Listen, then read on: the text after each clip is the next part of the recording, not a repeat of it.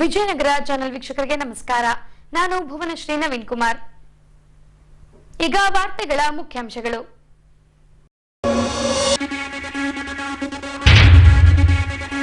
ದಿನಾಂಕ 17ರಂದು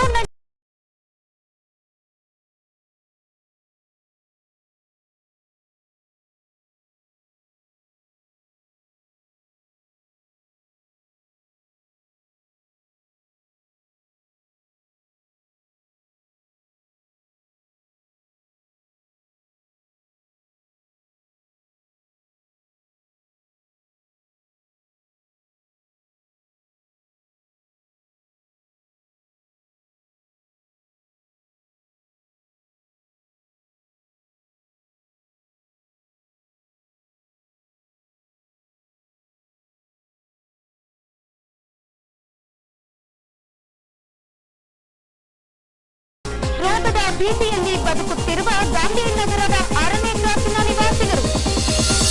ಈಗ ವಾರ್ತೆಗಳ ವಿವರ. ದಿನಾಂಕ 17ರಂದು ಬಕ್ರೀದ್ ಆಚರಣೆ ನಡೆಯಲಿದೆ. ಈ ಭಾಗವಾಗಿ ಜಿಲ್ಲಾಡಳಿತದಿಂದ ಶಾಂತಿ ಸಭೆಯನ್ನ ನಡೆಸಿ ಬಕ್ರೀದ್ ಆಚರಣೆಯನ್ನ ಶಾಂತಿ ಹಾಗೂ ಸೌಹಾರ್ದತೆಯಿಂದ ಆಚರಿಸಲು ಮುಸ್ಲಿಂ ಮುಖಂಡರಲ್ಲಿ ಕರೆ ನೀಡಿದ್ದಾರೆ. ಹೀಗೆ ಇದೇ ಮೊದಲ ಬಾರಿಗೆ ಸರ್ಕಾರದ ಆದೇಶದ ಪ್ರಕಾರ ಜಿಲ್ಲಾಡಳಿತದಿಂದ ಬಕ್ರೀದ್ ಆಚರಣೆಯ ನಿಮಿತ್ತ ಶಾಂತಿ ಸಭೆಯನ್ನ ಕೈಗೊಳ್ಳಲಾಗಿತ್ತು. ಈ ವೇಳೆ ಹೊಸಪೇಟೆ ಅಂಜುಮನ್ ಕಮಿಟಿಯ ಅಧ್ಯಕ್ಷ ಎಚ್ಎನ್ಎಫ್ ಇಮಾಮ್ ನಿಯಾಜಿರವರು ಮಾತನಾಡಿ, ಈದ್ಗಾ ಮೈದಾನಗಳನ್ನ ಸ್ವಚ್ಛಗೊಳಿಸಬೇಕು, ಅಂದು ನಿರಂತರ ವಿದ್ಯುತ್ ಹಾಗೂ ನೀರು ಸರಬರಾಜು ಸೇರಿದಂತೆ ರಸ್ತೆಗಳನ್ನ ಸರಿಪಡಿಸಬೇಕೆಂದು ಜಿಲ್ಲಾಧಿಕಾರಿಗಳಲ್ಲಿ ಕೋರಿದ್ರು. ಜಿಲ್ಲಾಡಳಿತಕ್ಕೆ ಒಂದು ಮನವಿ ಮಾಡ್ತೀನಿ.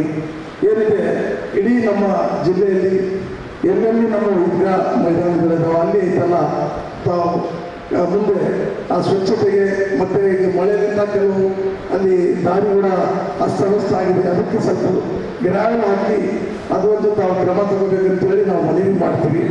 ಮತ್ತು ಅದೇ ಥರ ಅದೇ ತಾರೀಕಿಗೆ ಜಸ್ಕಾನ್ ಅವ್ರಿಗೆ ಸ್ವಲ್ಪ ಕರೆಂಟ್ ಕೂಡ ಐತಲ್ಲ ಊರಿನಿಂದ ಇರ್ಬೇಕಂತೇಳಿ ಅದೊಂದು ನಮ್ಮ ಒಂದು ಮನವಿ ಇದೆ. ಹಾಗಾಗಿ ಮತ್ತು ಇದು ಬೇರೆ ಎಲ್ಲ ಈಗ ನಮ್ಮ ಇಲಾಖೆಯಲ್ಲಿ ನಾವು ಬೆಳಿಗ್ಗೆ ಐತಲ್ಲ, ಇಲ್ಲಿ ನಮ್ಮ ಒಂದು ನಗರದಲ್ಲಿ ಒಂದು 6 ಈದ್ಗಾ ಮೈದಾನ ಇದಾವೆ. 7 ಗಂಟೆಗೆ ಒಂದು ಈದ್ಗಾ ಮೈದಾನ, ನಮ್ಮ RTO ಈದ್ಗಾ ಮೈದಾನದಲ್ಲಿ 7 ಗಂಟೆಗೆ ಪ್ರಾರ್ಥನೆ ಇದೆ. ಮತ್ತು ನಮ್ಮ ಹಳೆ ಬಸ್ ಸ್ವಚ್ಛಪೋಟಾಗ ಬೆಳಿಗ್ಗೆ 8 ಗಂಟೆಗಿದೆ. ಮತ್ತು ಅಂಬೇಡ್ಕರ್ ಸರ್ಕಲ್ದಾಗ ಅಲ್ಲಿ ಬಂದು ಸುಮಾರು 8:30 ಗಂಟೆಗಿದೆ. ಚಿತ್ರದುರ್ಗ ಈದ್ಗಾ ಮೈದಾನದಲ್ಲಿ ಸುಮಾರು 8:30 ಗಂಟೆಗಿದೆ.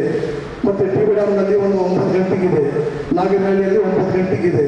ಕಾರ್ಯಕ್ರಮದಲ್ಲಿ ಕೂಡ 8:30 ಈ ಥರ ನಮ್ಮ ಈ ತಾಲೂಕಿನಲ್ಲಿ ಈ ಥರ ಅಲ್ಲಿ ನಮ್ಮ ಆಚರಣೆ ಇರ್ತೈತೆ. ಒಂದು ಅರ್ಧ ಗಂಟೆ ಮುಕ್ಕಾಲು ಗಂಟೆ ಮುಂದಿನಿಂದ ಎಲ್ಲರೂ ತಮ್ಮ ಮನೆಯಿಂದ ನಾವು ಬಂದಲ್ಲಿ ಪ್ರಾರ್ಥನೆಗೆ ಬರ್ತೀವಿ. ಪ್ರಾರ್ಥನೆ ಒಂದು ಮುಕ್ಕಾಲು ಗಂಟೆಯಲ್ಲಿ ಒಂದು ತಾಸಿನಲ್ಲಿ ಮುಗಿತೈತೆ. ಮತ್ತು ಶಾಂತಿಯುತವಾಗಿ ನಾವೆಲ್ಲರೂ ಶುಭ ಕೊಡ್ಕಂತ ನಾವು ತಮ್ಮ ಮನೆಗೆ ಹೋಗಿ ನಾವೊಂದು ನಮ್ಮ ಇದರಲ್ಲಿ ನಾವು ಕುರ್ಬಾನಿಯನ್ನು ಮಾಡ್ಕೊಂತ ಹಬ್ಬ ಇದೆಲ್ಲ ಪರಸ್ಪರ ನಾವು ಆಚರಣೆ ಮಾಡ್ತಿದ್ದೀವಿ. ನಮ್ಮ ಸದಾ ನಮ್ಮ ಎಲ್ಲರ ಕಡೆಯಿಂದ ಜಿಲ್ಲಾಡಳಿತಕ್ಕೆ ನಮ್ಮದು ಸಹಕಾರ ಎಲ್ಲ ಇರ್ತೈತೆ ಈ ಸಂದರ್ಭದಲ್ಲಿ ಹೇಳ್ತಾ, ಮತ್ತು ಅದೇ ಥರ ತಮ್ಮ ಜಿಲ್ಲಾಡಳಿತದ್ದು ಕೂಡ ಸಹಕಾರ ನಮ್ಮ ಎಲ್ಲರಿಗೆ ಇರಬೇಕಂತ ಹೇಳಿ ನಾನು ಈ ಸಂದರ್ಭದಲ್ಲಿ ಮನವಿ ಮಾಡಿ ನನ್ನ ಮಾತನ್ನು ಮುಗಿಸ್ತೀನಿ. ನಮಸ್ಕಾರ. ಬಳಿಕ ಜಿಲ್ಲಾ ಪೊಲೀಸ್ ವರಿಷ್ಠಾಧಿಕಾರಿ ಶ್ರೀಹರಿಬಾಬುರವರು ಹಾಗೂ ಜಿಲ್ಲಾಧಿಕಾರಿ MS ದಿವಾಕರ್ ಅವರು ಕಾನೂನು ಸುವ್ಯವಸ್ಥೆಗೆ ಧಕ್ಕೆ ಬಾರದಂತೆ ಬಕ್ರೀದ್ ಆಚರಣೆಯನ್ನ ಸೌಹಾರ್ದತೆಯಿಂದ ಆಚರಿಸಲು ಮುಸ್ಲಿಂ ಮುಖಂಡರಲ್ಲಿ ಕರೆ ನೀಡಿದ್ರು. ಯಾಕಂದ್ರೆ ಹಬ್ಬ ಸೆಲೆಬ್ರೇಷನ್ ಎಲ್ಲರೂ ಸಂತೋಷದಿಂದ ಪಾಲ್ಗೊಳ್ಳಿಕ್ಕೆ ಒಂದು ಸಂಭ್ರಮ ಆಚರಣೆ ಮಾಡಲಿಕ್ಕೋಸ್ಕರ ಸೇರ್ತೇವೆ. ಆ ಸಂದರ್ಭದಲ್ಲಿ ನಮಗೆ ಬೇಕಾಗುವಂಥ ಅವಶ್ಯಕತೆಗಳು, ಈಗ ಕೆಲವು ಮುಖಂಡರು ಒಳ್ಳೊಳ್ಳೆ ಪಾಯಿಂಟ್ಸ್ನ ಮೆನ್ಷನ್ ಮಾಡಿದ್ರು. ಸೊ ಅವ್ರಿಗಾಗುವಂಥದ್ದು ಇರ್ಬೋದು, ಮತ್ತು ಟ್ರಾಫಿಕ್ಕಿಗೆ ಸಂಬಂಧಪಟ್ಟಿರೋ ಕೆಲವು ವಿಚಾರಗಳು ಹೇಳಿದ್ರು, ಕುಡಿಯೋ ನೀರಿನ ವ್ಯವಸ್ಥೆ ಹೇಳಿದ್ರು, ಲೈಟಿಂಗ್ ವ್ಯವಸ್ಥೆ ಹೇಳಿದ್ರು. ಸೊ ಇಲ್ಲ ಭಾಳ ಇಂಪಾರ್ಟೆಂಟ್ ಅಂಶಗಳು, ಇವನ್ನ ನಾವು ಗಮನದಲ್ಲಿ ಇಟ್ಕೊಂಡು ನಮಗೆ ಸಂಬಂಧಪಟ್ಟ ಇಲಾಖೆಗೆ ಇವನ್ನ ತಿಳಿಸಿದಾಗ ಅವನ್ನ ಅಟೆಂಡ್ ಮಾಡ್ಲಿಕ್ಕೆ ಅನುಕೂಲ ಆಗ್ತದೆ. ತಮ್ಮ ಬೇಡಿಕೆಗಳೇನಿದೆ ಅದನ್ನ ಒಂದು ಹೇಳ್ಕೊಳ್ಲಿಕ್ಕೆ ಒಂದು ವೇದಿಕೆ ಕ್ರಿಯೇಟ್ ಮಾಡುವಂಥದ್ದು ನಮ್ಮ ಕೆಲಸ ಆಗಿರ್ತದೆ. ಅದು ಬಹಳ ಅಚ್ಚುಕಟ್ಟಾಗಿ ಜಿಲ್ಲೆಯಲ್ಲಿ ನಡೀತಾ ಇದೆ ಅಂತೇಳಿ ನನ್ನ ಭಾವನೆ. ಅದೇ ರೀತಿ ತಮ್ಮೆಲ್ಲರಿಗೂ ಗೊತ್ತಿರೋ ಹಾಗೆ ಪ್ರತಿ ವರ್ಷದಾಗೆ ತಾವೆಲ್ಲರೂ ಬಹಳ ಕೋಆಪರೇಟ್ ಮಾಡ್ತಾ ಇದ್ದೀರಿ ನಮ್ಮ ಪೊಲೀಸ್ ಇಲಾಖೆ ಜೊತೆಗೆ ಮತ್ತು ಜಿಲ್ಲಾಡಳಿತದ ಜೊತೆಗೆ. ತಮ್ಮೆಲ್ಲರಿಗೂ ಅಭಿನಂದನೆಗಳನ್ನ ಸಲ್ಲಿಸ್ತೇನೆ ನಾನು ವೈಯಕ್ತಿಕವಾಗಿ ಮತ್ತು ನಮ್ಮ ಇಲಾಖಾ ಪರವಾಗಿ ಕೂಡ. ಯಾಕಂದ್ರೆ ನಮ್ಮ ಯಾವುದೇ ನಾವು ಇನ್ಸ್ಟ್ರಕ್ಷನ್ಸ್ ಕೊಡ್ಲಿ, ನಮ್ಮ ಜೊತೆ ಡಿಸ್ಕಸ್ ಮಾಡಲಿ, ನಮ್ಮ ಕಡೆಯಿಂದ ಒಳ್ಳೆ ರೀತಿಯಾದ ಸ್ಪಂದನೆ ಮಾಡ್ತಾ ಇದೆ. ಯಾವುದೇ ಧರ್ಮದವರು ಇರ್ಬೋದು, ಈ ನಗರ ಮತ್ತು ಈ ಜಿಲ್ಲೆಯ ಶಾಂತಿನ ಕಾಪಾಡೋದ್ರಲ್ಲಿ ತಾವೆಲ್ಲರೂ ಬಹಳ ನಮ್ಮ ಜೊತೆಗೆ ಸಹಕಾರ ನೀಡ್ತಿದ್ದೀರಿ. ಮತ್ತೊಮ್ಮೆ ನಾನು ತಮ್ಮೆಲ್ಲರಿಗೂ ಅಭಿನಂದನೆ ಸಲ್ಲಿಸ್ತೇನೆ. ಒಂದು 2-3 ಇನ್ಸ್ಟ್ರಕ್ಷನ್ಸ್ ಪೊಲೀಸ್ ಇಲಾಖೆ ವತಿಯಿಂದ. ತಮ್ಮೆಲ್ಲರಿಗೂ ಗೊತ್ತಿರೋ ಹಾಗೆ ಪ್ರತಿ ವರ್ಷ ಇದು ಪ್ರಾಣಿ ಬಲಿ ಇದಕ್ಕೆ ಸಂಬಂಧಪಟ್ಟ ಹಾಗೆ prevention of cruelty to the animals act ಏನಿದೆ ಅದ್ರ ಪ್ರಕಾರ ತಮ್ಮೆಲ್ಲರಿಗೂ ಈಗಾಗಲೇ ಮಾಹಿತಿ ಇದೆ. 1960ರಲ್ಲಿ ಕಾನೂನು ಬಂದಿದೆ. ಆಗ್ಲಿಂದ ಕೂಡ ಇದು ಜಾರಿಯಲ್ಲಿದೆ. ಸೊ ಆ ಕಾನೂನನ್ನು ನಾನು ಮತ್ತೆ ಏನು ಬಿಡಿಸಿ ಹೇಳಬೇಕಾಗಿಲ್ಲ, ತಮ್ಮೆಲ್ಲರ ಗಮನಕ್ಕಿದೆ. ಅದರೊಳಗೆ ಯಾವುದೇ ರೀತಿಯ ವ್ಯತ್ಯಯ ಆಗದೇ ಇರೋ ರೀತಿ ತಾವು ಕಾನೂನಿಗೆ ಮೀರಿದ ರೀತಿ ತಮ್ಮ ಒಂದು ಆಚರಣೆನ ಮಾಡಬೇಕು ಅಂತ ಕೇಳ್ತಾ ಇದ್ದೇನೆ. ಮತ್ತೆ ನಮ್ಮ ಕುರ್ಬಾನಿ ಏನಿರ್ತದೆ ಅದನ್ನ ಆದ ನಂತರ ಅದು ಇದೇನು ಬರುತ್ತೆ, ವೇಸ್ಟೇಜ್ ಏನು ಬರುತ್ತೆ, ಅದನ್ನ ಪ್ರತಿ ಸಲ ಮುನ್ಸಿಪಲ್ ಮತ್ತು ಪುರಸಭೆಯವರ ಕಡೆಯಿಂದ ಒಂದು ವ್ಯವಸ್ಥೆಯನ್ನು ಮಾಡ್ಕೊಂಡಿರ್ತಾರೆ. ಅಲ್ಲೇ ಅದನ್ನ ಒಂದು ಕ್ಲಿಯರ್ ಮಾಡಿಸುವಂತ ಒಂದು ವ್ಯವಸ್ಥೆಯನ್ನು ಕೂಡ ತಾವೆಲ್ಲರಿಗೂ ತಿಳಿಸ್ಕೊಡ್ಬೇಕು. ಇದು ಬಹಳ ಇಂಪಾರ್ಟೆಂಟ್ ವಿಚಾರ. ಮೂರನೇದಾಗಿ ಮಳೆ ನಿರಂತರವಾಗಿ ಬರ್ತಾ ಇದೆ ಜಿಲ್ಲಾದ್ಯಂತ. ಸೊ ಪ್ರೇಯರ್ಸ್ಗೆ ಸಂಬಂಧಪಟ್ಟ ಹಾಗೆ ಅಕಸ್ಮಾತ್ ಈದ್ಗಾ ಮೈದಾನದಲ್ಲಿ ನಾವು ಎಷ್ಟೇ ಬೇರೆ ವ್ಯವಸ್ಥೆ ಜಿಲ್ಲಾಡಳಿತದಿಂದ ಕೂಡ ಇರ್ಬೋದು ವ್ಯವಸ್ಥೆ ಮಾಡಿದ್ರು ಕೂಡ ಆಗಲಿಲ್ಲ ಅಂತ ಪಕ್ಷದಲ್ಲಿ ನಮ್ಮ ಪ್ರೇಯರ್ಸ್ ಎಲ್ಲಿ ನಡೀತದೆ ಅನ್ನೋದು ಕೂಡ ನಮಗೆ ದಯಮಾಡಿ ಸ್ವಲ್ಪ ತಿಳಿಸಿ. ಎಲ್ಲ ಜಿಲ್ಲಾದ್ಯಂತ ಎಲ್ಲ ಮುಖಂಡರು ಬಂದಿದ್ದೀರಿ, ಎಲ್ಲ ತಾಲೂಕಿನ ಅವರು ತಮ್ಮ ತಾಲೂಕುಗಳಲ್ಲಿ ಏನು ವ್ಯವಸ್ಥೆ ಮಾಡ್ಕೊಳ್ತಾ ಇದ್ದಾರೆ ಅನ್ನೋದು ಕೂಡ ನಮಗೆ ತಿಳಿಸ್ಕೊಡ್ಬೇಕು. ಮೂರನೇ ಪ್ರಮುಖವಾದ ವಿಚಾರ ಸೋಷಿಯಲ್ ಮೀಡಿಯಾದಲ್ಲಿ ಕೆಲವು ಹುಡುಗರು, ವಿಶೇಷವಾಗಿ ಹೇಳ್ತಾ ಇದ್ದೀನಿ, 16-17 ವರ್ಷದ ಹುಡುಗರು, ಇನ್ನೂ 18 ವರ್ಷಕ್ಕಿಂತ ಕಡಿಮೆ ಇರುವಂಥ ಹುಡುಗರುಗಳಿಗೆ ಗೊತ್ತಾಗಲ್ಲ. ಸೊ ಅವರಿಗೆ ನಾವು ಏನು ಮಾಡ್ತಾ ಇದ್ದೀವಿ ಅನ್ನೋ ಒಂದು ಪರಿಜ್ಞಾನ ಅಥವಾ ಆ ಮಾಡೋದ್ರಿಂದ ಮತ್ತೊಂದು ಏನು ಪರಿಣಾಮ, ಅದರಿಂದ ಎಫೆಕ್ಟ್ ಏನಾಗ್ತದೆ ಅನ್ನೋದು ಕೂಡ ಅವರಿಗೆ ತಿಳಿಸುವಂಥದ್ರಲ್ಲಿ ನಾವೆಲ್ಲೋ ವಿಫಲ ಆಗ್ತಾ ಇದ್ದೀವಿ ಅಂತ ಹೇಳಿ ಎಷ್ಟೋ ಪ್ರಕರಣಗಳು ಅದರಿಂದ ಪೊಲೀಸ್ ಸ್ಟೇಷನ್ ಮುಂದೆ ಜಮಾಯಿಸಿದ್ರು, ಮತ್ತೊಂದು ಸರ್ಕಲ್ ಜಮಾಯಿಸಿದ್ರು ಅನ್ನೋದನ್ನ ಕೇಳ್ತಾ ಇದ್ವಿ. ಆ ಥರದ್ದು ಯಾವುದೇ ಘಟನೆ ಬಂದಾಗ ತಮ್ಮ ಬಂದ್ರು ಕೂಡಲೇ ಅದನ್ನ ತಪ್ಪಿಸುವಂತ ವ್ಯವಸ್ಥೆ ಮಾಡಬೇಕು. ಕೂಡಲೇ ಪೊಲೀಸ್ ಇಲಾಖೆ ಗಮನ ತರುವಂತ ವ್ಯವಸ್ಥೆ ಮಾಡಬೇಕು. ಅದು ಯಾವ ಇವ್ರು ಮಾಡಿದ್ರು ಅಂತದಲ್ಲ. ನಾವು ಯಾರು ಒಬ್ರು ಫೋನ್ ಮಾಡಿದ್ರೆ ಸಾಕು, ನಾವು ತಮಗೂ ಗೊತ್ತಿದೆ ನಮ್ಮ ರೆಸ್ಪಾನ್ಸ್ ಹೇಗಿದೆ ಅಂತ ಹೇಳಿ ಇಮಿಡಿಯೇಟ್ಲಿ ನಾವು ರೆಸ್ಪಾನ್ಸ್ ಮಾಡ್ತಾ ಇದ್ದೀವಿ. ಪ್ರತಿಯೊಂದು ತಮ್ಮ ಸಮಸ್ಯೆಗಳಿಗೆ, ಈ ಮುಂದೆ ಬರುವಂತಹ ಸಮಸ್ಯೆಗಳಿಗೂ ಕೂಡ ನಾವು ಕೂಡಲೇ ಸ್ಪಂದಿಸುವಂತ ಕೆಲಸ ಮಾಡ್ತೇವೆ. ಸೋಷಿಯಲ್ ಮೀಡಿಯಾ ಬಗ್ಗೆ ತಮ್ಮ ಹುಡುಗರುಗಳಿಗೆ ಯಾವುದೇ ಧರ್ಮದವರು ಇರ್ಬೋದು ಅವ್ರೆಲ್ಲರಿಗೂ ತಾವು ತಿಳಿಸ್ಬೇಕು ಅಂತೇಳಿ, ಯಾಕಂದ್ರೆ ಎಲ್ಲ ಮುಖಂಡರು ಇಲ್ಲಿ ಇದ್ರಿ. ಸೊ ಹಾಗಾಗಿ ನಮ್ಮ ಹುಡುಗರುಗಳಿಗೆ ಸ್ವಲ್ಪ ದಯಮಾಡಿ ಆ ವಿಚಾರದ ಬಗ್ಗೆ ಎಚ್ಚರಿಕೆಯಿಂದ ಇರ್ಲಿಕ್ಕೆ ಹೇಳಿ. ಏನೋ ಬಂತು, ನಾನು ಮಾಡಿಲ್ಲ, ಅದನ್ನ ಶೇರ್ ಮಾಡಿದೆ, ಲೈಕ್ ಮಾಡಿದೆ, ಸೊ ಅದು ಕೂಡ ಸಮಾಜಘಾತಕ ವಿಚಾರಗಳೇ. ಸೊ ಅದನ್ನು ಕೂಡ ತಾವು ಎಚ್ಚರಿಕೆಯಿಂದ ನಿರ್ವಹಿಸಬೇಕು. ತಮ್ಮ ಹಬ್ಬ ಸಂಭ್ರಮದಿಂದ ನಡೀಲಿ, ತಾವೆಲ್ಲರೂ ಇದರಿಂದ ಸಂತೋಷ ಪಡಲಿ. ತಮ್ಮ ಈ ಆಚರಣೆಗೆ ಯಾವುದೇ ರೀತಿಯ ಬೇರೆಯವರಿಗೆ ಭಾವನೆಗಳಿಗೂ ಧಕ್ಕೆ ಬರದೇ ರೀತಿ ಒಂದು ಆಚರಣೆಗಳು ನಡೀಲಿ ಅಂತೇಳಿ ನಾನು ಈ ಮೂಲಕ ತಮ್ಮೆಲ್ಲರಿಗೂ ಕೇಳ್ತಾ, ಜಿಲ್ಲಾದ್ಯಂತ ನಮ್ಮ ಕರೆಗೆ ಕೇವಲ ಒಂದು ಕೆಲವು ಕಡೆ ಸೋಷಿಯಲ್ ಮೀಡಿಯಾದಿಂದ ಎನ್ಕರೇಜ್ ಆಗ್ತಾರೆ ಮಕ್ಕಳು, ಕೆಲವು ವಯಸ್ಸಿನವರು.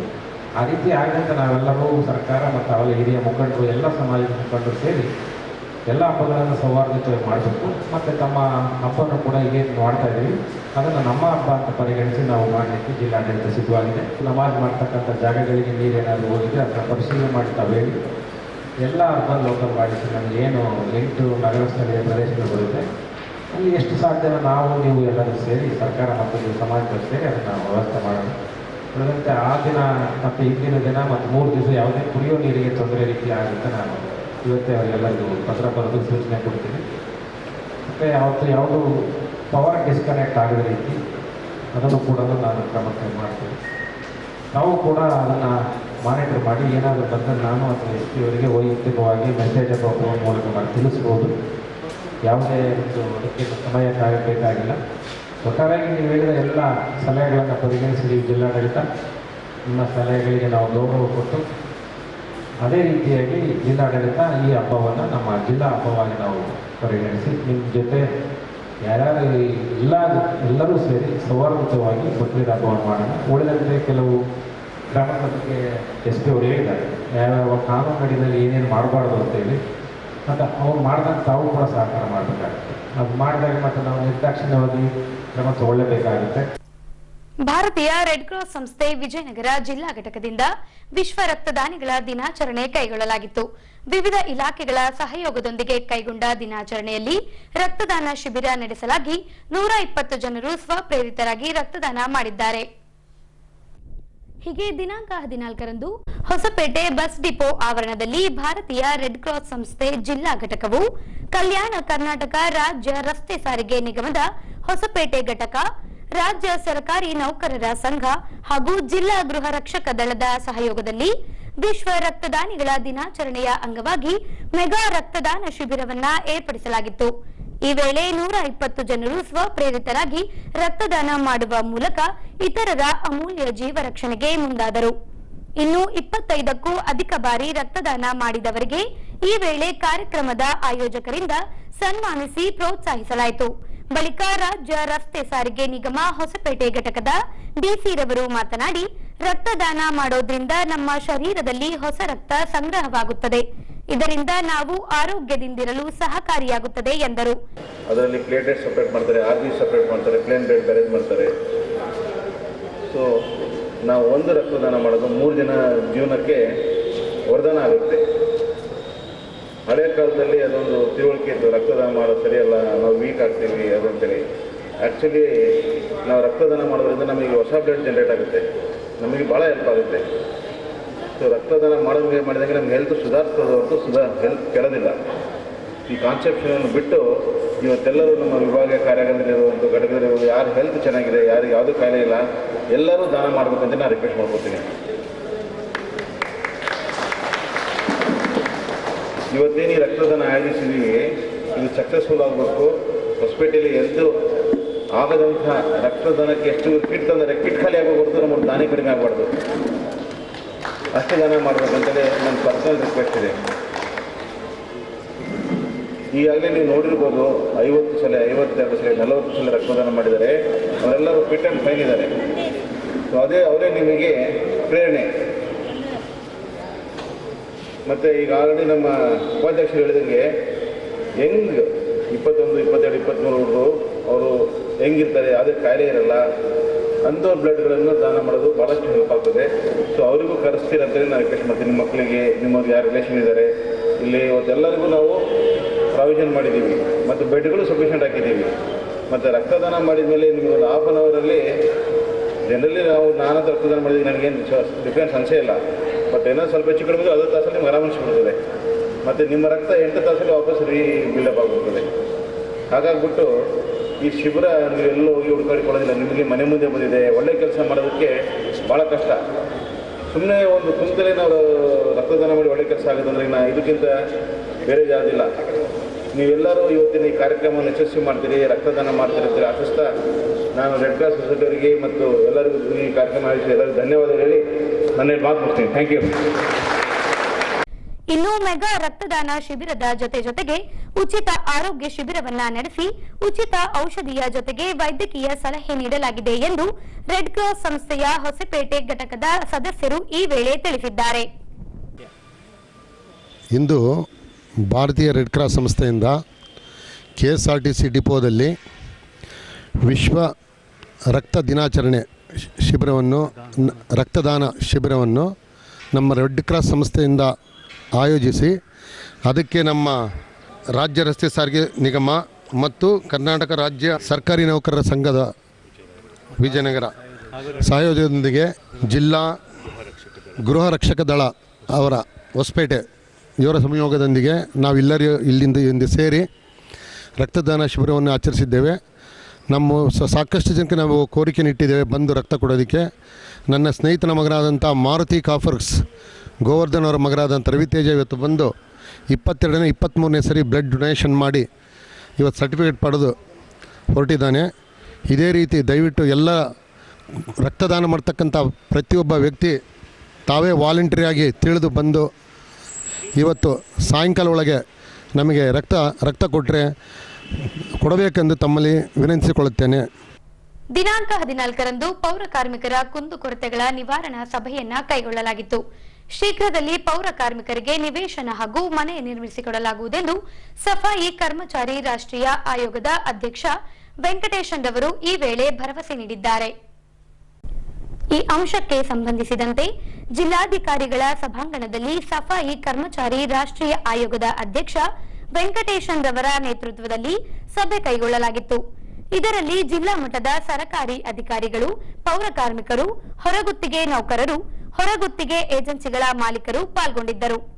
ಇನ್ನು ನಗರಸಭೆಯಿಂದ ಕೊಡಮಾಡುವ ಸೌಲಭ್ಯಗಳ ಕುರಿತು ಅಧ್ಯಕ್ಷರು ಮಾಹಿತಿ ಪಡೆದುಕೊಂಡರು.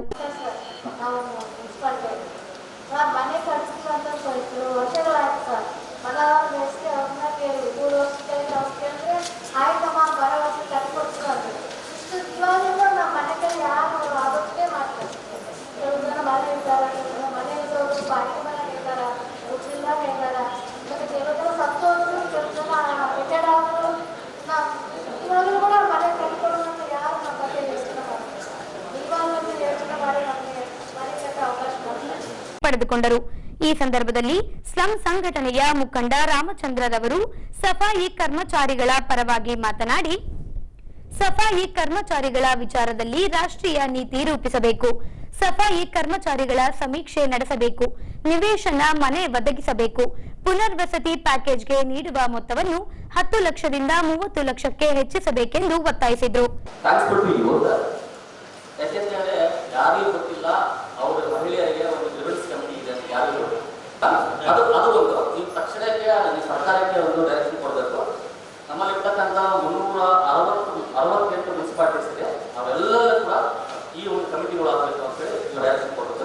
ಈಗ ನಾವು ಇಲ್ಲಿ ಇರ್ತಕ್ಕಂಥ ಎಲ್ಲ ಸಿಟಿ ಅವರು ಇರ್ತಕ್ಕಂಥ ಇದ್ದೀವಿ, ಗ್ರಾಮ ಪಂಚಾಯತಿ ಲೆವೆಲ್ ಅವರ ಸಮಸ್ಯೆ ಆಲಿಸ್ಲಿಕ್ಕೆ ಅವ್ರು ಯಾರು ಕೂಡ ಇನ್ವೆಸ್ಟ್ ಮಾಡಲ್ಲ. ಸಿಒ ಸಾಹೇಬ್ ಇದ್ದಾರೆ. ಆನ್ಯುವಲ್ ಪ್ರಾಕ್ಟೀಸಸ್ ಟುಡೇ ಸ್ಟಿಲ್ ನಾವು ಇದೆ. ಎಕ್ಸಾಂಪಲ್, ಎಲ್ಲೆಲ್ಲಿ ನಮ್ಮ ಸುಲಭ ಶೌಚಾಲಯ ಮತ್ತು ಸಾಮೂಹಿಕ ಶೌಚಾಲಯ ಇದೆಯೋ ಅವೆಲ್ಲ ಕೂಡ ಈ ಆಕ್ಟ್ ಅಡಿಯಲ್ಲಿ ಕೆಲಸ ಮಾಡುವಂತ ನಾವು 5 ಜನ 3 ಜನ 2 ಜನ ಪ್ರಾಬ್ಲಮ್ ಇದ್ದಾರೆ.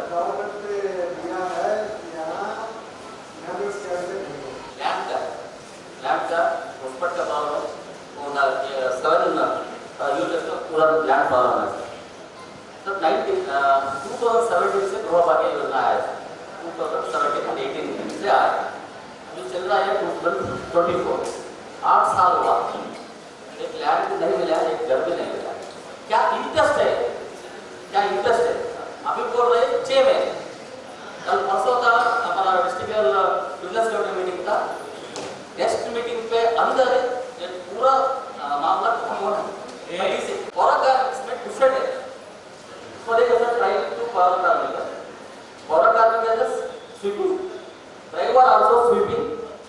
Loaders also sweeping. Helpers also sweeping. Cleaner also sweeping. Under UD work also sweeping. But permanent के लिए only for power carpenter. Drivers not permitted. Helpers not permitted. Loaders not permitted. So उसके लिए हमारे इधर से state government को ये पूरा सेक्टर है ना सर, वो एक ही पे आता है उस स्वीपिंग पास, वो पौर कार्मिक के अंदर आए तो टोटली हमारे कर्नाटक का बचेगा. सबको भी क्लियर होने का चांस है आपके पास. स्टेट गवर्नमेंट को बोला सर टोटली पौर कार्मिक के लिए पॉलिसी नहीं सर, स्टेट में भी नहीं, सेंट्रल में भी नहीं. और एक्ट की जो 2013 एक्ट है ना, उसमें रूल्स में चल रहा है सर. अगर सेपरेट पौर कार्मिक के लिए एक पॉलिसी चाहिए सर, नेशनल पॉलिसी चाहिए और स्टेट पॉलिसी चाहिए. ಕೇವಲ ನಗರ ಪ್ರದೇಶಗಳ ಪೌರ ಕಾರ್ಮಿಕರ ಅಹವಾಲು ಆಲಿಸಿದರೆ ಸಾಲದು. ಗ್ರಾಮ ಪಂಚಾಯಿತಿ ವ್ಯಾಪ್ತಿಯಲ್ಲಿರುವ ಸಫಾಯಿ ಕರ್ಮಚಾರಿಗಳ ಕಷ್ಟವನ್ನು ಆಲಿಸುವ ಕೆಲಸ ಆಯೋಗದಿಂದ ನಡೆಯಬೇಕು. ಹಾಗಿದ್ದರೆ ಮಾತ್ರ ಎಲ್ಲ ಸಫಾಯಿ ಕರ್ಮಚಾರಿಗಳ ಜೀವನ ಸುಗಮವಾಗಬಹುದು ಎಂದರು. ಇನ್ನು ಬರುವ 6 ತಿಂಗಳಲ್ಲಿ ಸಫಾಯಿ ಕರ್ಮಚಾರಿಗಳಿಗೆ ನಿವೇಶನ ಒದಗಿಸಲಾಗುವುದು. 1.5 ವರ್ಷದಲ್ಲಿ ಮನೆಗಳನ್ನ ನಿರ್ಮಿಸಿಕೊಡಲಾಗುವುದೆಂದು ರಾಷ್ಟ್ರೀಯ ಆಯೋಗದ ಅಧ್ಯಕ್ಷ ವೆಂಕಟೇಶನ್ ರವರು ಈ ವೇಳೆ ಭರವಸೆ ನೀಡಿದ್ದಾರೆ. ರಾಜ್ಯದಲ್ಲಿ ಸರ್ಕಾರ ಬದಲಾದಾಗಿಂದ ಹೊಸಪೇಟೆ ನಗರಾಭಿವೃದ್ಧಿ ಪ್ರಾಧಿಕಾರದ ಅಧ್ಯಕ್ಷರ ಸ್ಥಾನ ಬರಿದಾಗಿತ್ತು. ಈ ಹಿನ್ನೆಲೆಯಲ್ಲಿ ರಾಜ್ಯ ಸರ್ಕಾರವು ಎಚ್ಎನ್ಎಫ್ ಇಮಾಮ್ ಮಿಯಾಜಿರವರನ್ನ ಹುಡಾ ಅಧ್ಯಕ್ಷರನ್ನಾಗಿ ನೇಮಿಸಿ ಆದೇಶ ಹೊರಡಿಸಿದೆ. ಈ ಹಿನ್ನೆಲೆಯಲ್ಲಿ ಹೊಸಪೇಟೆ ಅಂಜುಮನ್ ಕಮಿಟಿಯ ಅಧ್ಯಕ್ಷರಾಗಿರುವ ಎಚ್ಎನ್ಎಫ್ ಇಮಾಮ್ ಮಿಯಾಜಿರವರು ದಿನಾಂಕ 14ರಂದು ಹೊಸಪೇಟೆ ನಗರಾಭಿವೃದ್ಧಿ ಪ್ರಾಧಿಕಾರದ ಅಧ್ಯಕ್ಷರಾಗಿ ಅಧಿಕಾರ ಸ್ವೀಕರಿಸಿದ್ದಾರೆ. ಇನ್ನು ಹುಡಾ ವ್ಯಾಪ್ತಿಗೆ ಬರುವ ಎಲ್ಲ ಜನಪ್ರತಿನಿಧಿಗಳನ್ನ ವಿಶ್ವಾಸಕ್ಕೆ ಪಡೆದು ಅಭಿವೃದ್ಧಿ ಕಾರ್ಯಗಳನ್ನ ಮಾಡಲು ಗುರುತರ ಜವಾಬ್ದಾರಿ ನೀಡಿರುವ ಮುಖ್ಯಮಂತ್ರಿಗಳಿಗೆ ಹಾಗೂ ಜಿಲ್ಲಾ ಉಸ್ತುವಾರಿ ಸಚಿವ ಜಮೀರ್ ಅಹಮದ್ ಖಾನ್ ಅವರಿಗೆ ಎಚ್ಎನ್ಎಫ್ ಇಮಾಮ್ ರವರು ಕೃತಜ್ಞತೆ ತಿಳಿಸಿದ್ದಾರೆ. ಈ ದಿನ ನನಗೆ ನಮ್ಮ ಸರ್ಕಾರ ಪಕ್ಷ ವತಿಯಿಂದ ಸನ್ಮಾನ್ಯ ಸಿದ್ದರಾಮಯ್ಯ ಸರ್ ಅವರು, ಡಿ ಕೆ ಶಿವಕುಮಾರ್ ಅವರು ಮತ್ತು ನಮ್ಮ ಜಿಲ್ಲಾ ಉಸ್ತುವಾರಿ ಆಗಿರುವ BZ ಜಮೀರ್ ಅಹಮದ್ ಸರ್ ಅವರು ಮತ್ತು ನಮ್ಮ ಕ್ಷೇತ್ರದ ಶಾಸಕರು ಮತ್ತು ಇಡೀ ನಮ್ಮ ಜಿಲ್ಲೆಯ ಎಲ್ಲ MP ಸದಸ್ಯರು ಮತ್ತು ಶಾಸಕರ ಬೆಂಬಲ ವತಿಯಿಂದ ಇವತ್ತು ನನಗೆ ಪಕ್ಷ ಇವತ್ತು ಈ ಒಂದು ಊಡ ಪ್ರಾಧಿಕಾರದ ಒಂದು ಅಧ್ಯಕ್ಷನಾಗಿ ನೇಮಕ ಮಾಡಿದ್ದಾರೆ. ನಾನು ಎಲ್ಲರ ಪರವಾಗಿ ನಮ್ಮ ಎಲ್ಲ ಪಕ್ಷದ ಮುಖಂಡರಿಗೆ ನಾನು ಧನ್ಯವಾದಗಳನ್ನು ಈ ಸಂದರ್ಭದಲ್ಲಿ ಅರ್ಪಿಸುತ್ತೇನೆ. ಏನು ಈ ನಮ್ಮ ಭಾಗದಲ್ಲಿ ಒಂದು ನಿಷ್ಠೆವಂತ ಕಾರ್ಯಕರ್ತ ಅಂತೇಳಿ ನನಗೆ ಪಕ್ಷ ಇವತ್ತು ಗುರುತಿಸಿ ಮತ್ತು ಎಲ್ಲ ನಮ್ಮ ನಾಯಕರು, ಮುಖ್ಯಮಂತ್ರಿಗಳು, ಜಮೀರ್ ಅಹಮದ್ ಸರ್ ಅವರು ಒಂದು ಜವಾಬ್ದಾರಿಯನ್ನು ಕೊಟ್ಟಿದ್ದಾರೆ. ನಾನು ಎಲ್ಲ ಈ ನಮ್ಮ ಕ್ಷೇತ್ರದ ಶಾಸಕರು ಮತ್ತು ಎಲ್ಲ ಶಾಸಕರಿಗೆ ಒಂದು ವಿಶ್ವಾಸಕ್ಕೆ ತಗೊಂಡು ಮತ್ತು ನಮ್ಮ ನಗರಸಭೆ ಸದಸ್ಯರು ಮತ್ತು ಎಲ್ಲ ಮಾಜಿ ಸದಸ್ಯರು ಎಲ್ಲರಿಗೂ ತಗೊಂಡು ನಮ್ಮ ಈ ಒಂದು ನನ್ನ ವ್ಯಾಪ್ತಿ ಬರೋ ಎಲ್ಲ ಒಂದು ಅಭಿವೃದ್ಧಿಯನ್ನು ಮಾಡ್ತೀನಿ ಅಂತ ಈ ಸಂದರ್ಭ ಹೇಳಕ್ಕೆ ಇಚ್ಛಪಡ್ತೀನಿ. ನಮಸ್ಕಾರ. ಪಕ್ಕದಲ್ಲೇ ಜಲಾಶಯವಿದ್ದರೂ ಹೊಸಪೇಟೆ ನಗರಸಭಾ ವ್ಯಾಪ್ತಿಯ ಕೆಲ ಏರಿಯಾಗಳಲ್ಲಿ ಕುಡಿಯುವ ನೀರನ್ನ ಸರಬರಾಜು ಮಾಡಲಾಗುತ್ತಿಲ್ಲ. ಹಾಗೇನೆ ಸಮರ್ಪಕವಾಗಿ ಚರಂಡಿಯನ್ನ ಸ್ವಚ್ಛಗೊಳಿಸದ ಹಿನ್ನೆಲೆಯಲ್ಲಿ ಕೆಲ ಭಾಗದ ನಿವಾಸಿಗರು ರೋಗದ ಭೀತಿಯಲ್ಲಿ ಬದುಕುತ್ತಿದ್ದಾರೆ. ಹೌದು, ಹೊಸಪೇಟೆ ನಗರಸಭಾ ವ್ಯಾಪ್ತಿಗೆ ಬರುವ ಗಾಂಧಿನಗರ 4ನೇ ವಾರ್ಡಿನ 6ನೇ ಕ್ರಾಸ್ನಲ್ಲಿ ಯುಜಿಡಿ ಪಿಟ್ ಸೇರಿದಂತೆ ಚರಂಡಿಗಳು ಸಕಾಲಕ್ಕೆ ಸ್ವಚ್ಛಗೊಳ್ಳದ ಹಿನ್ನೆಲೆಯಲ್ಲಿ ಈ ಭಾಗದ ನಿವಾಸಿಗರು ರೋಗದ ಭೀತಿಯಲ್ಲಿ ಬದುಕುತ್ತಿದ್ದಾರೆ. ಡ್ರೈನೇಜ್ ಕ್ಲೀನ್ ಮಾಡಲು ಕಳೆದ ತಿಂಗಳು ನಗರಸಭೆಗೆ ತಿಳಿಸಲಾಗಿದೆಯಾದರೂ ಫಲಿತಾಂಶ ಶೂನ್ಯವಾಗಿದೆ ಎನ್ನುತ್ತಾರೆ ಈ ಭಾಗದ ನಿವಾಸಿಗರು. ನನ್ನ ಹೆಸರು ಅಂಜಿ, Gandhinagar 4th ward 6th cross. ಇಲ್ಲಿ ಬಂದು ಚರಂಡಿ ಮೇ ತಿಂಗಳ 5ನೇ ತಿಂಗಳು 26ನೇ ತಾರೀಕು ನಾವು ಕಂಪ್ಲೇಂಟ್ ಕೊಟ್ಟಿದ್ವಿ. ಅವಾಗ ಬರ್ತಾರ ಇವಾಗ ಬರ್ತಾರ ಅಂತ ಅಂದು ಹೇಳ್ಕಂತಾನೆ ಇದ್ದಾರ ಕೆಲಸಗಾರರು. ಯಾರನ್ನು ಅದು ಬರ್ತಾರ ಸುಮ್ಮನೆ ಅದು ಓಪನ್ ಮಾಡಿ ಹೋಗ್ತಾರೆ, ಬಟ್ ಡ್ರೈನೇಜ್ ನೀರು ಯಾವೂ ಹೋಗ್ತಾ ಇಲ್ಲ, ಎಲ್ಲ ತುಂಬಿಕೊಂಡಿದ್ದಾವೆ. ಅದೇ ಸಮಸ್ಯೆ ಅಲ್ಲದೆ ಇಲ್ಲಿ ಹುಡುಗರಿಗೆಲ್ಲ ವಾಶ್ನಿ ಕುಂದ್ರಕ್ಕಿರಲ್ಲ, ಅಡುಗೆಗಳು ಹೊರಗೆ ಒಲೆ ಮೇಲೆ ಮಾಡ್ಕೊತಿರ್ತಾರೆ. ಬಟ್ ಅವರು ಅವಾಗ ಬರ್ತೀವಿ ಇವಾಗ ಬರ್ತೀವಿ ಅಂತಂದು ಇಲ್ಲೆಲ್ಲ ಹಂಗೆ ಗಲೀಜಿಟ್ಟು ಹೋಗ್ತಾಯಿದ್ದಾರೆ. ಅವ್ರು ದಯವಿಟ್ಟು ಅದೇ ರೀತಿಯಲ್ಲಿ ಇಲ್ಲಿ ಯಾವುದು ಒಂದು ಫಿಲ್ಟರ್ ನೀರು ಅಲ್ಲಿವರೆಗೆ ಒಂದೇ ಹಾಕಿ 16 ಮನೆಗೆ ಫಿಲ್ಟರ್ ನೀರು ಕೂಡ ಅದನ್ನು ಹಾಕಿಲ್ಲ ಅವರು. ಅಸಲು ಯಾವ ನೀರೇ ಹಾಕಿಲ್ಲ, ಇಲ್ಲಿ ಬಂದು ಯಾವ ನೀರದ್ದು ಕೊಳಗಳೇ ಹಾಕಿಲ್ಲ ಅವರು. ಅದನ್ನೊಂದು ಸಾಲ್ವ್ ಮಾಡಬೇಕು. ಇನ್ನೊಂದು ಚರಂಡಿ ಇಲ್ಲಿ ಒಂದು ಅವಸರ ಬೇಕಾಗಿದೆ, ಒಂದು ಡ್ರೈನೇಜ್ ಅದನ್ನು ಕೂಡ ಬೇಕು. ಅವೆಲ್ಲ ಇವಾಗ ನಮ್ಮ ನಗರಸಭೆಯವರು ನಮಗೆಲ್ಲ ವ್ಯವಸ್ಥೆ ಮಾಡಿಕೊಡ್ಬೇಕಂತಂದು ಎಲ್ಲ ನಿಮಗೆ ವಿನಂತಿ ಸಲ್ಲಿಸ್ತಾ ಎಲ್ಲರಿಗೆ ವಿನಂತಿ. ಇನ್ನು 6ನೇ ಕ್ರಾಸಿನ ಕೊನೆ ಭಾಗದ ನಿವಾಸಿಗರು ಇಂದಿಗೂ ಕುಡಿಯುವ ನೀರಿನ ಸಮಸ್ಯೆಯನ್ನ ಎದುರಿಸುತ್ತಿದ್ದಾರೆ. ಹಾಗಾಗಿ ಕುಡಿಯುವ ನೀರಿನ ಸೌಲಭ್ಯ ಸೇರಿದಂತೆ ಚರಂಡಿ ಹಾಗೂ ಬ್ಲಾಕ್ ಆಗಿರುವ ಯುಜಿಡಿಗಳನ್ನ ಸ್ವಚ್ಛಗೊಳಿಸಿ ಆರೋಗ್ಯಕರ ವಾತಾವರಣವನ್ನ ಕಲ್ಪಿಸಬೇಕೆಂದು ಈ ಭಾಗದ ನಿವಾಸಿಗರು ಹೊಸಪೇಟೆ ನಗರಸಭೆಗೆ ಆಗ್ರಹಿಸಿದ್ದಾರೆ. ಕಲೆ ತೆಗಕ್ ಬರದಲ್ಲ ಸರ್ ಅಂತ ಅದಕ್ಕೆ ಅದ ಹೇಳ್ತಿದ್ದೆ. ಇವಾಗ ಅಲ್ಲಿ ನೋಡಿದ್ರ ನೀರ್ ನೋಡಿದ್ರ ಕೊಳೆ ಅಲ್ಲಿಗೆ ಸ್ಟಾಪ್ ಮಾಡಿದಾರ.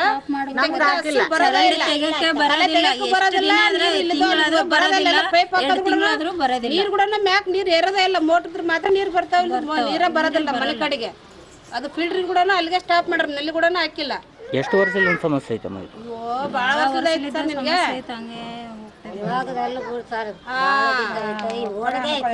ಓಣಿಗೆ ನೀರೆಲ್ಲ ಸರಿಯಾಗಿ ನೀರ ಬರೋದಿಲ್ಲ ನೋಡಿ. ಇವಾಗೆಲ್ಲ ತುಂಬಿಡತಿ, ಚೇಂಬರ್ ಎಲ್ಲ ವಾಸನೆ ಇಟ್ಬಿಟ್ಟವು. ಬರಲ್ಲ, ತೆಗ್ದು ಹಾಕ್ತಾರ ಹೋಗ್ತಾರ, ಅಸಲು ತೆಗೆಯೋದು ಇಲ್ಲ.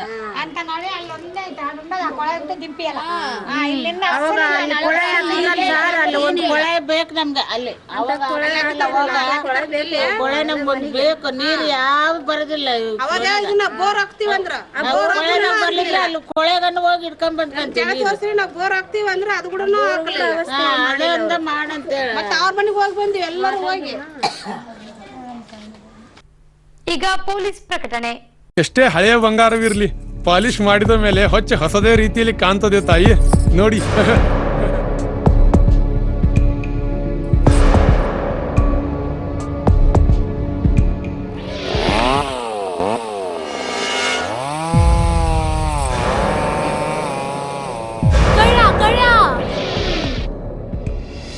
ತಾಯಿ ನಿಮ್ ಮೈ ಮೇಲೆ ಅದೋ ಹೊಲಸು ಬಿದ್ದಿದೆ.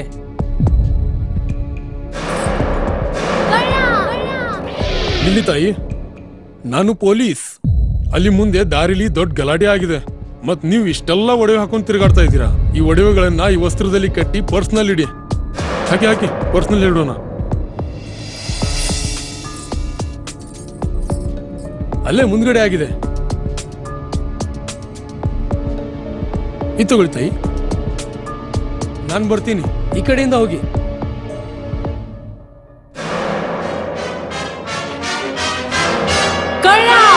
ಇಂತಹ ಮೋಸದ ಸಂಗತಿ ನಿಮಗೂ ನಡೆಯಬಹುದು. ತಮ್ಮ ಬೆಲೆ ಬಾಳುವ ಒಡವೆ ಆಭರಣ ವಸ್ತುಗಳನ್ನು ಎಚ್ಚರಿಕೆಯಿಂದ ಕಾಪಾಡಿ.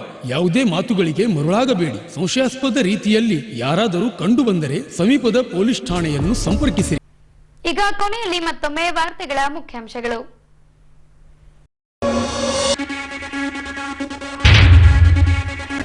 ದಿನಾಂಕ